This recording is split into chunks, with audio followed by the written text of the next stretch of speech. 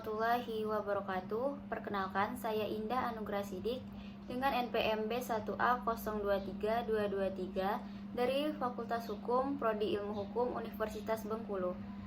Di sini saya akan menjelaskan tentang pengaruh utamaan gender dalam mata kuliah Hukum Perlindungan Anak dan Perempuan dengan dosen pengampu Bapak Asep Suherman SHMH.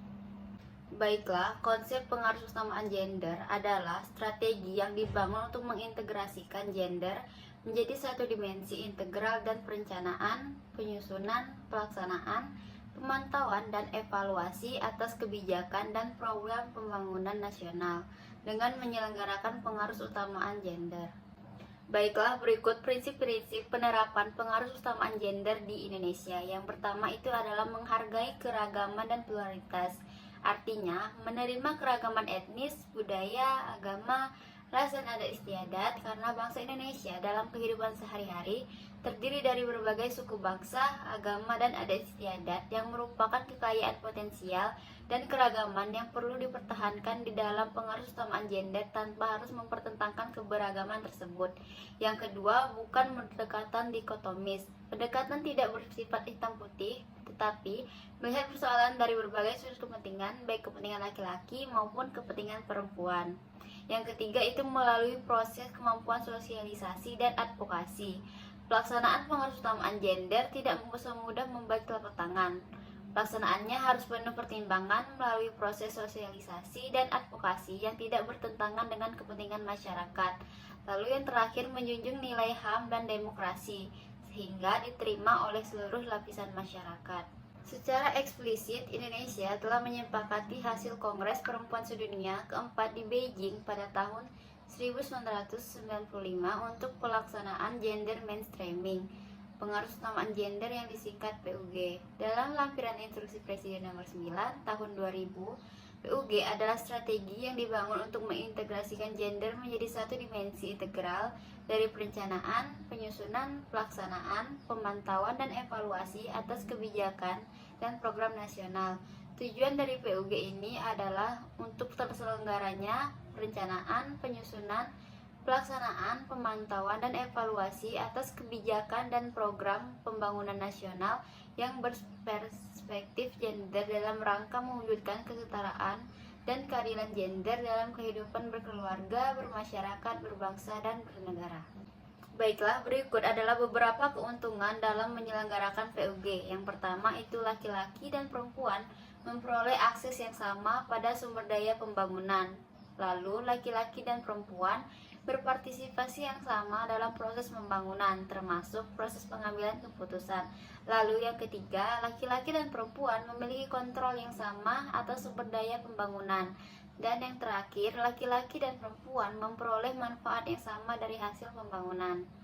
Baiklah, berikut komponen kunci PUG. Yang pertama, harus ada data terpilah menurut jenis kelamin yang menunjukkan kuantitas dan kualitas secara gender. Yang kedua, perangkat dan kerangka analisis.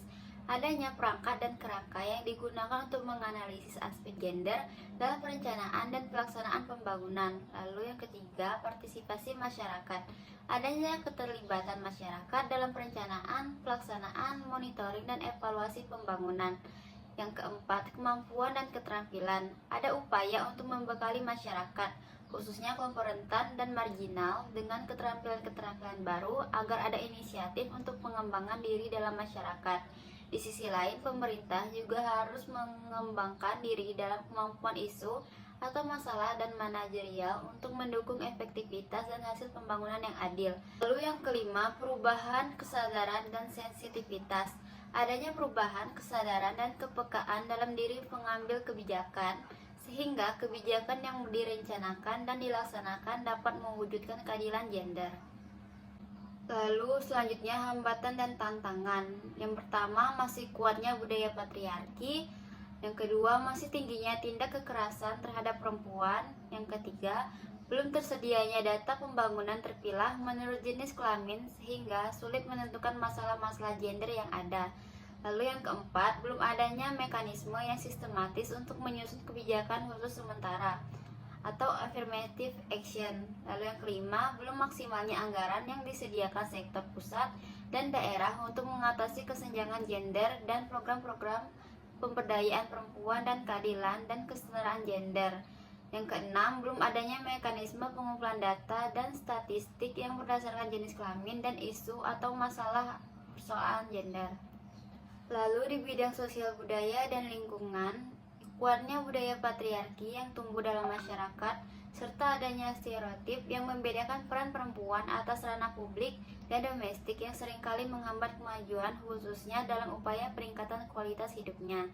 Lalu kurangnya pemanfaatan terhadap kearifan lokal yang ada dalam masyarakat, termasuk tokoh masyarakat, tokoh agama, serta tokoh adat dalam menggali informasi dan pengumpulan data yang berkaitan dengan pemanfaatan nilai-nilai kearifan lokal yang konstruktif ataupun permisif bagi kemajuan perempuan. Lalu di bidang pendidikan, kurangnya data dan informasi baik kualitatif dan kuantitatif tentang data terpilah atau data angka laki-laki dan perempuan terhadap penyebab buta aksara, rendahnya rata-rata lama sekolah, masih relatif rendahnya akses dan partisipasi perempuan terhadap informasi dan teknologi. Lalu di bidang kesehatan, hambatan yang dialami baik dalam upaya percepatan penurunan AKI, AKB, dan pemberian ASI, pencegahan penyalahgunaan nafsa dan penyebaran HIV atau AIDS pada perempuan, adanya masalah yang terkait dengan tata nilai sosial dan penafsiran ajaran agama dalam sebagian masyarakat yang belum sejalan dengan kesetaraan dan keadilan gender, serta masih rendahnya partisipasi laki-laki, keluarga, dan masyarakat dalam penghormatan dan pemenuhan hak reproduksi perempuan. Di bidang ekonomi, rendahnya pendidikan perempuan dan masih terbatasnya lapangan kerja formal bagi perempuan. Lalu masih adanya anggapan umum dalam masyarakat bahwa peran perempuan adalah di ruang domestik atau rumah tangga, dan pendapatan perempuan dianggap sebagai tambahan pendapatan keluarga, sehingga perempuan mendapat bagian pekerjaan yang sifatnya marginal, tidak permanen dan berubah-ubah. Lalu di bidang partisipasi politik, masih adanya pimpinan parpol yang belum responsif gender, sehingga masih cenderung menempatkan perempuan bukan pada posisi yang mempunyai jaminan terpilih sebagai anggota legislatif. Lalu masih terbatasnya posisi dan peran perempuan yang duduk di jabatan eselon 1 dan eselon 2 sebagai penentu kebijakan. Baiklah, berikut contoh penerapan pengaruh utamaan gender di Australia. Australia adalah salah satu negara peloporiang yang melakukan gender mainstreaming dalam pembangunannya, diawali dengan terpilihnya Elizabeth Reid tahun 1972 sebagai penasihat perempuan bagi Perdana Menteri saat itu, Gough Whitlam. Posisi tersebut mengarahkan ia mendirikan Office for the Status of Women atau OSW pada tahun 1974. OSW mengembangkan alat-alat pengaruh utamaan, termasuk konsep pernyataan dampak kebijakan perempuan, pengembangan anggaran gender atau yang dikenal di Australia sebagai Women Budget Statement atau WBS. Australia merupakan salah satu negara yang menandatangani Beijing Platform for Action.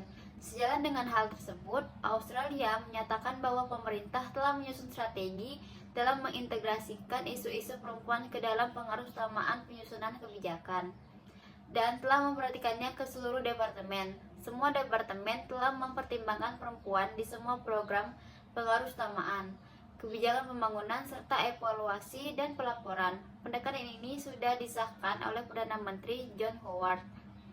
Dalam rangka mengukur implementasi pengaruh utamaan gender, Australia mengidentifikasi 7 bidang untuk dianalisis, yaitu struktur kebijakan, konsultasi, political will, sumber daya, capacity building, serta monitoring dan statistik gender.